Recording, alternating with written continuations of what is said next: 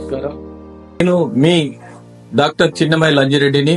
Graduates సమస్యల పరిష్కారానికి మీ గొంతుకనే వస్తున్నాను. మీ మద్దతు నాకు అందించి నా అభ్యర్థిత్వాన్ని బలపరిచి మొదటి ప్రాధాన్యత ఓటు వేసి గెలిపించాలని ప్రార్థిస్తున్నాను. భారత్ మాతాకి జై. అందరికీ నమస్తే. తెలంగాణ సమాజం ఇప్పుడు జరుగుతున్నటువంటి ఎలక్షన్లకు అనుగుణంగా ఎన్రోల్ చేసుకున్నటువంటి గ్రాడ్యుయేషన్ ఎమ్మెల్సీ సందర్భంగా అభ్యర్థులందరూ కూడా వాళ్ళు ఖచ్చితంగా ఆలోచన చేసి ఓటు వేయాల్సినటువంటి పరిస్థితి ఈ తెలంగాణలో ఉంది. కాబట్టి ఎందుకంటే గత రాష్ట్ర ప్రభుత్వం ఏం చేసిందో చూసినాం. చాలామంది రోడ్డు మీదకి వచ్చినటువంటి పరిస్థితి, ఎన్నో దిష్టి బొమ్మలు తగలబెట్టినటువంటి పరిస్థితి ఏర్పడ్డది. అదేవిధంగా ఈ రాష్ట్ర ప్రభుత్వం కూడా విద్యార్థులు రోడ్డు మీదకి వచ్చిర్రు, తల్లిదండ్రులు రోడ్డు మీదకి వచ్చిర్రు, కానిస్టేబుల్ రోడ్డు మీదకి వచ్చిర్రు, రైతులు రోడ్డు మీదకి వచ్చిర్రు, గురువులు రోడ్డు మీదకి వచ్చిర్రు.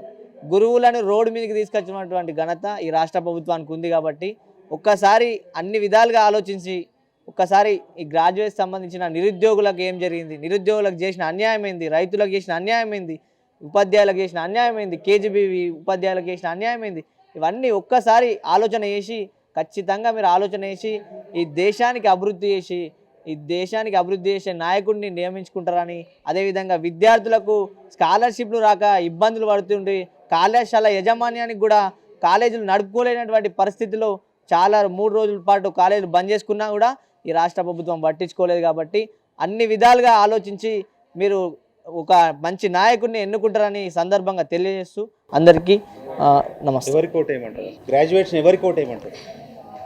అంటే మనం ఇప్పటి వరకు చూసుకున్నాం, మన దేశ అభివృద్ధిలో ముందుగా నరేంద్ర మోడీని మనం ఆదర్శంగా తీసుకుంటాం. కాబట్టి ఆ పార్టీకి సంబంధించిన అభ్యర్థి అయితే ఎవరున్నా కానీ ఆయన కోటేస్తే బాగుంటుంది అనేసి మా అభిప్రాయం. మీరు కూడా ఆలోచించి దీనిలో మనకు 370 ఆర్టికల్ రద్దయినప్పుడు కూడా కాశ్మీర్లో ఉన్నటువంటి ప్రజలకు చాలా మంచి న్యాయం జరిగింది. ఇలా అదే కాకుండా అయోధ్య రామ మందిరం నిర్మించి మన హిందువుల యొక్క స్వాభిమానాన్ని చాటడం జరిగింది. అలాగే ఈ సమాజం శాంతియుతంగా ఉందంటే ఈ మోడీ ప్రభుత్వంలో చాలా మంచి పనులు జరగడం వల్లనే ఈరోజు బ్లాంబాస్టులు కూడా ఎక్కడ కూడా దేశంలో జరుగుతలేవు, ఉగ్రవాదుల చొరబడి లేదు. కాబట్టి ఒక శాంతియుతమైన దేశం కావాలన్నా, రాష్ట్రం కావాలన్నా, ఒక వర్గానికి కొమ్ము కాస్తున్నటువంటి వాళ్ళని అణగదొక్కి వాళ్ళని తరిమి కొట్టే విధంగా ఉండాలన్నా కూడా ఒక గట్టి నాయకుడు అంటే ఎవరన్నా అంటే ఈరోజు నరేంద్ర మోడీ అడుగుజాడల్లో నడిచే దేశం కోసం పనిచేసేటువంటి నాయకులు మాత్రమే కావాలని సందర్భంగా తెలియజేస్తూ మీరు కూడా ఆలోచించి ఓటేయాలి. నేను చెప్తున్నామని కాదు, మీరు కూడా ఖచ్చితంగా అన్ని విధాలుగా ఆలోచించి ఓటేస్తారని ఈ సందర్భం కోరుకుంటూ భారత్ మాతాకి జై. యోయో టీవీ ఛానల్ కూడా గుడ్ ఈవినింగ్ అండి. ప్రస్తుతం జరుగుతున్న పరిస్థితులను దృష్ట్యా మనం చూస్తే గతంలో ఉన్న ప్రభుత్వము నిరుద్యోగులకు ఎలాంటి న్యాయం చేయలేదు. ఇప్పుడున్న ప్రభుత్వం న్యాయం చేస్తాయంటే అలాంటి నమ్మకం లేదు. మనము ఇక్కడ నిర్ణయించుకోవాల్సిన ఏకైక విషయం ఏంటంటే గతంలో ఉన్న ప్రభుత్వం మనకు న్యాయం చేస్తే అనుకుంటే పేపర్ లీక్ అయిపోయింది. పేపర్ లీక్ అయిపోయిన తర్వాత ఏమైపోయింది, మళ్ళీ దాన్ని పొడిగించుకుంటూ ప్రజెంట్ ఇప్పటి వరకు వచ్చింది. సో శాసనసభలో ఎలాగో మనకున్న సీట్లలో ఎంత పోరాడతారో వాళ్ళు అంతవరకు పోరాడతారు.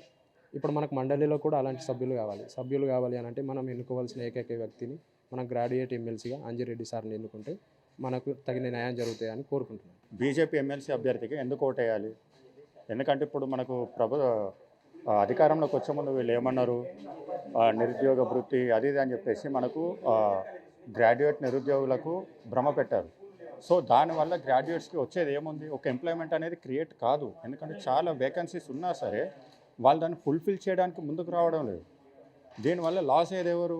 మన గ్రాడ్యుయేట్ లాస్ అవుతున్నారు. నిరుద్యోగ వృత్తి నెలకు 3,000 4,000 తీసుకోవడం వల్ల మనకు వచ్చేది ఏముంది? ఏం లేదు. అదే ఎంప్లాయ్మెంట్ క్రియేట్ చేయడం వల్ల మన చాలా జనరేషన్స్ బాగుపడతాయి. మన వెనకాల ఉన్న జనరేషన్స్ కూడా బాగుపడతాయి. జనరేషన్ బాగుపడితే మన కంట్రీ డెవలప్ అవుతుంది. ఇదంతా జరగాలి అంటే ఒక బీజేపీతోనే సాధ్యం. అందుకే బీజేపీ ఇప్పుడు మన స్టేట్లో అధికారంలో లేదు. అట్లీస్ట్ విధాన పరిషత్లో అయినా సరే బీజేపీ వాళ్ళని తీసుకొస్తే గ్రాడ్యుయేట్స్కి తప్పనిసరిగా న్యాయం జరుగుతుంది.